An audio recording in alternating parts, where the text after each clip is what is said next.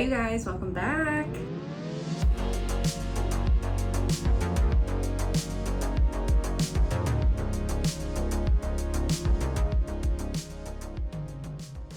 It is currently a Sunday morning and another day that Dino and I decided to get our butts out of bed because we were on a mission to go plant shopping. So we have a little plant haul for you today from Lost in the Forest per usual. And I did not get a ton of plants. I only got 2, but they're 2 good ones. And honestly, I can't believe I bought one of them, but we splurged and yeah, I'm so excited. I cannot wait to show you.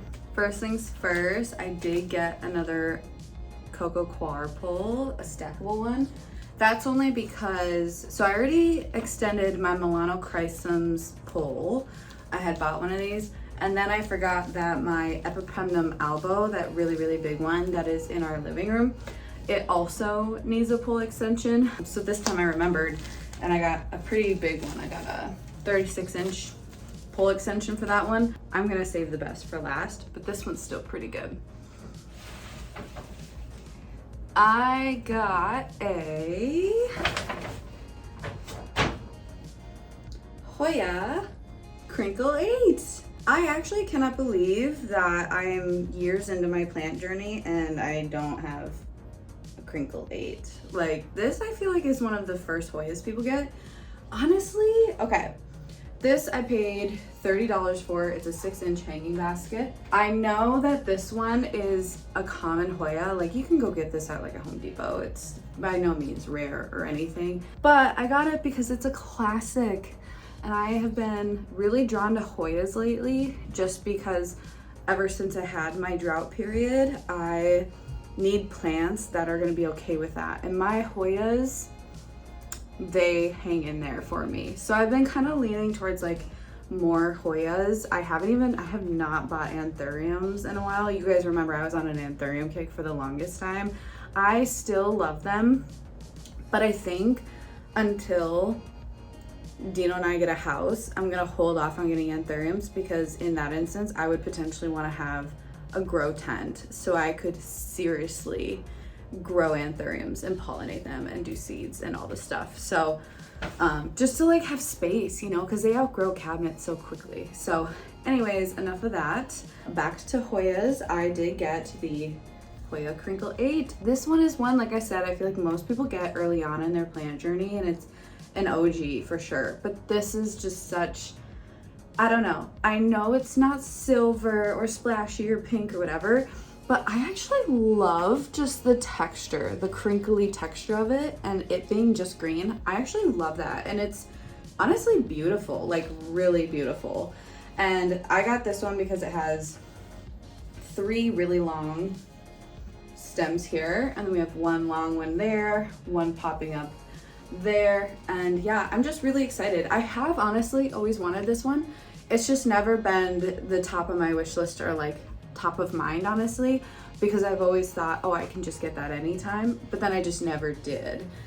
You know, like I said, yeah, you could go get this at a big box store, but I will say the benefit is that it's coming from a nursery and it's a really nice plant. Like I'm not worried about bugs or anything like that. So yeah, I'm excited. She's a hanging basket. I don't have any more space on my Hoya bar, the curtain rod that we have in the living room that has all of my long trailing Hoyas.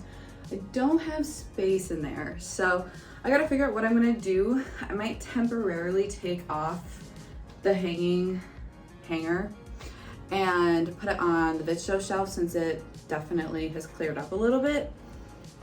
I don't know. I did get a couple new grow lights, so I could kind of put it anywhere, to be honest, but I definitely want it to trail and hang and have its moment. And I think it's just so also aesthetically pleasing to look at that I want to be intentional with it. So I think on the Visto shelf, it would look really good, to be honest. But yeah, I don't know quite yet where I'm going to put it. But isn't she cute?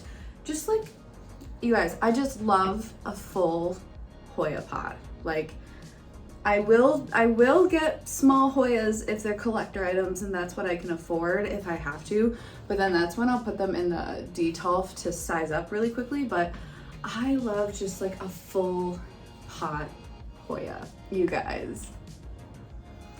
Oh my God.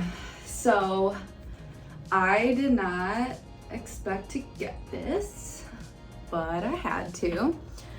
It is a huge bushy totem of an Epipremnum marble. Let me give her her moment. I'll step back. I'm 5'2". Let's see. So yeah, I would say it's like 3 feet, maybe. But yeah, isn't she stunning? You guys know I'm obsessed with my Epipremnum elbow. That I have like 1,000 Epipremnum elbows, but Forrest had a huge pole of a Epipremnum elbow that was maturing and fenestrating because it was staked up, and I'm obsessed with it. And like, it's just nice when they already have fenestrations and they're already sized up versus waiting to size them up. But I will say I do still have a bunch of small Epipremnums that I'm doing that as well. So same thing with this one. I have an Epipremnum marble. It is very small. I've had it for a year or so now, and it has not grown literally at all. And I was talking to Forrest today, and she was like, ours literally put out so many leaves before they even put out roots, and yours hasn't grown? And I was like, nope, I get like 1 leaf every 2-3 months, and it's in an IKEA cabinet. So I have no clue. So yeah, that's why I was like, you know what? I'm assuming she says they're fast growers. For me, they've been slow growers. So in that instance, I was like, I'm gonna need to get one that is established. And you guys hear me talk about that all the time, to just splurge and get one that's already big, already fenestrating or established for plants, just to save you that time. Even though, you know, I know that they're the expensive option, but if you're able to, it is nice. But yeah, so this is the Epipremnum elbow. God, you guys, sorry, I need coffee. Epipremnum marble. And for reference, if you guys remember in my Down to Earth Garden Center tour, they had one of these on a pole, and I think it was 1 stem, maybe 2, and it was like $150 to $300. So it was really, really expensive. I paid, this I think was like $2.99.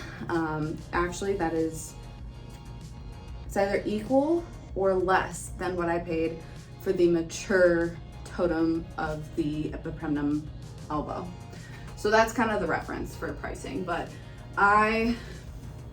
you guys, it was worth it. Like, again, I'm talking to Dean a lot, and part of me, just because I did get a hold on my spending and my plant shopping, I told them, I was like, you know, with our limited space and how many plants we have, I would love to maybe just like focus on getting statement plants.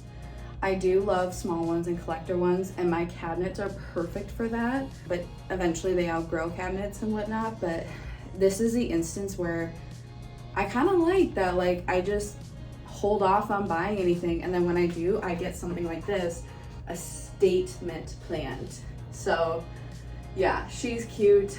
She has so many stems. You can see, like, for instance, a couple of those, like, they already have fenestrations, they're mature. Yeah, and it's just really happy. And there's even more, like, on the bottom there. I'm trying to give you guys a full view. Let's see if I can do this and not touch the ceiling. I don't know if you guys can tell, but the roots, this one, my hand's right there. There you go, you can see that. The roots are growing out of the bottom. So there's a chance that I have to repot. I don't know how I would do that. I think I would just literally tip this over and gently pull the pot away and then not touch the root ball and put it in a bigger one, because these stems are literally adhered to the wooden plank.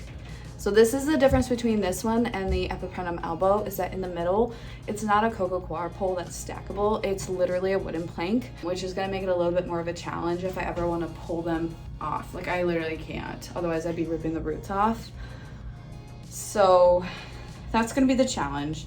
but we'll figure it out. I do already have a nice big white pot that I can put it in as a cover pot. And then I was talking to Dino, and for extending the pole, I think what we're gonna do is just literally use my clear plastic moss poles that I get on Amazon that I then just fill with moss. And that, it's one that just like you assemble it.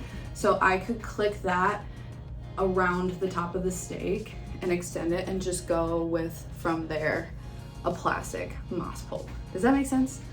So it's a stake, but then wrap around the plastic at the top and just switch it into a plastic moss pole, because then that way too, it is not top heavy. That's the issue when you get really tall moss poles or coco coir poles, is that they get to be top heavy. So yeah, I think that might be my plan, because that would be way easier than trying to handle this or extending the wood, I guess. But yeah, Epipremnum marble. All right, you guys, so that is it. I know it was only 2 plants. It's not like a huge haul, but again, like I said, it is really nice to kind of not buy a ton of little plants. Like if I'm gonna spend that money, instead of buying a bunch of little ones, because of where my collection's at, where I already have a lot of little ones, I'd rather spend the money on like a statement plant. So yeah, I don't know, I'm really excited. I don't know where we're gonna put it for use. I really wanna give it like good all around light, and I want it to be in a space that I can rotate it and turn it so that no leaves get reverted, so that everything can kind of grow evenly around it. Haven't decided what that's gonna look like, but I'm super excited, and I don't know, I gotta figure out where to put it, honestly. And that Hoya, honestly, we'll see if I hang it. There is one hanging plant that I wouldn't mind swapping with a different hanging plant. It's my philodendron Rio that's in the bedroom, because it's just not really giving Rio like it. I don't know. I would love to get like a new Rio that's just like super lush and full and creamy and stuff. My Rio, it doesn't really look like a Rio anymore ever since I cut it. But yeah, I don't know, so we'll see where I put that too. If you guys like the video, give it a thumbs up and leave a comment below, and I will just see you guys in the next video. Bye.